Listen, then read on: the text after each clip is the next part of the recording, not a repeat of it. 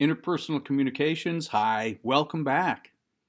Okay, so if you're in my speech class, my public speaking class, this has nothing to do with you, but interpersonal, woo! Chapter 7, part 85. I don't know where we're at. Okay, yeah, I do. Here's the deal. We're studying intrapersonal communication, the who are you chapter, what I call the know yourself chapter. So then in chapter 8, we can talk about showing yourself to others and get back to interpersonal. Right now, intrapersonal, the communication happens inside your head about you, by you. All right, so keep that in mind. We've talked about the definition for intrapersonal communication. We've given you some hints about this $1,000,000 question, who are you? All right, we've talked about the values, the feelings, and the beliefs that make up part of it. We've talked about the labels. We've talked about where we get self-concept. We've talked about Maslow and the different stages up towards that transformational stage of Maslow, that self-emancipation or freedom stage called, the what I call the self-enlightenment stage, called self-actualization. We've talked about all of that. We've even shown you now how you can deviate from the norms of being you. Why does Tony not act like Tony all the time? Well, there's 3 of those deviations that we've discussed in detail in the last couple of segments. All right, so today, the last thing in this whole construct of who are you is what we're going to call the roles that you play. Roles. All right. So here's the scoop. We'll show you a quick and simple definition, but let me just talk you through this. All right. Just think about like being an actor on the stage and having to act a certain way because you're that character. Basically, in sociological terms, in societal terms, that's what a role is. You play a different role based on your current social environment.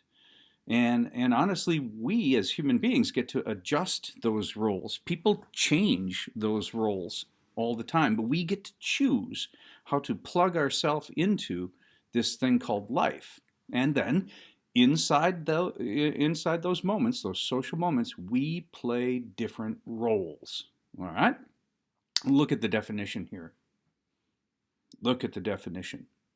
The way I'll explain it is these are the actions that we're expected to perform. The expected actions based on our social environment. And if I give you some examples, you're going to get it. This is not rocket science, okay?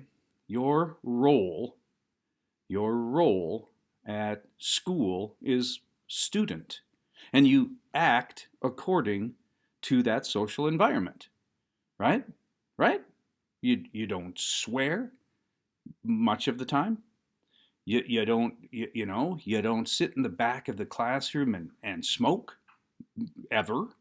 Okay? There are actions because you're in that role that fit the role, and you acquiesce. You act accordingly. Then let's pretend you go off to your part-time job as a fleet farmer. So you go to Fleet Farm. You have a expected concept of actions within that role of cashier, let's say, at Fleet Farm. And you act accordingly. You're never angry with the customer because the customer is always right.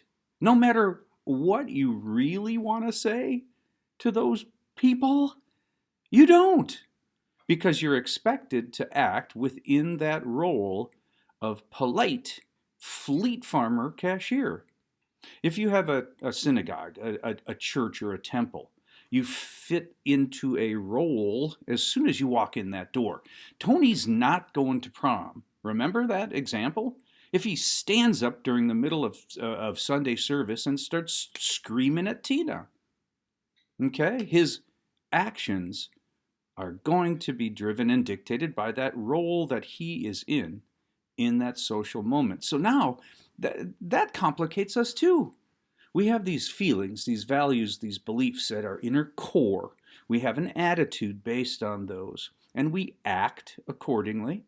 We are climbing up that Maslowian pyramid of needs, hopefully not stuck in the catch-22. Remember that for the test. We are toying with self-concept, trying to build it by ourselves, for ourselves. There's sometimes we deviate from our norms, our actions, and now we fit ourselves into these roles. All right? You have a role as a sibling if you have brothers or sisters. You have a role as a daughter or a son.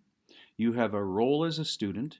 You have a role at your part-time jobs at, Fleet Farm or the bank. You have a role out on the field or out on the ice when you skate for that team. You have a different role if you're the captain of the team, and so on and so on and so on. I bet if I asked you, test question, I bet if I asked you, what are several roles that you play in any given week, you could come up with a ton of them. I bet you're smart. You're smart like that. All right. That really is the last thing for Chapter 7. The roles that you play that further complicate who you are. All right. So let's talk about the test. Yummy. Yummy. All right. The test is going to go all the way back to that very first lecture. Okay? The very first lecture on intrapersonal communication. Make sure that you took great notes during the series of video lectures. Man, and then that $1 million question, that essay question, who are you? You know I'm going to ask it. Okay? All right, think about the entire lecture series when you answer that. All right, campers and camperettes, here's the deal. This is all you have for today. I'm going to open that test up on Monday at, 4 o'clock in the morning. No, I'm not. I'm going to open that test up Monday morning when I get up, and I'm just going to leave it open, for days. All right? So study, rewatch this stuff if you need to. But do keep the smile. All right? I'm rooting for you. Keep your stick on the ice.